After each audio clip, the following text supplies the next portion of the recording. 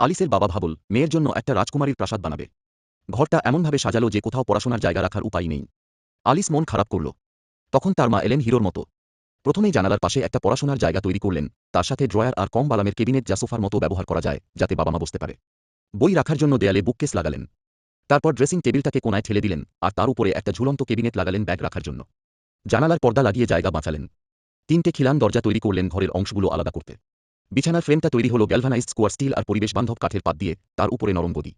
দেয়ালে একটা গর্ত বানিয়ে বেডসাইড টেবিল করলেন, আর বিছানার চারপাশে নরম প্যাডিং। আরও বই রাখার জন্য বেডের পাশে একটা ওয়াল নিচ বানালেন। ড্রয়ারগুলো সিঁড়ির মতো, যেখানে জামাকাপড় আর দুর্গন্ধযুক্ত মোজা রাখা যায়, আর একটা ছোট কেবিনেট স্ন্যাক্স রাখার জন্য। বিছানার শেষে একটা গ্রিড কেবিনেট অতিরিক্ত স্টোরেজের জন্য। সিলিংয়ে একটা ইলেকট্রিক প্রজেক্টর লাগালেন সিনেমা দেখার জন্য, সাথে একটা নেটের পর্দা যেন আরামদায়ক হয়। শেষে দেওয়ালটা 3 সেন্টিমিটার বাইরে ঠেলে দিলেন, একটা বড় ওয়ার্ড্রোব বানালেন আলিসের জামাকাপড়ের জন্য। এইভাবে আলিসের ঘরটা এমনভাবে সাজালেন যেন প্রতিটা ইঞ্চি জায়গা ব্যবহার হয়।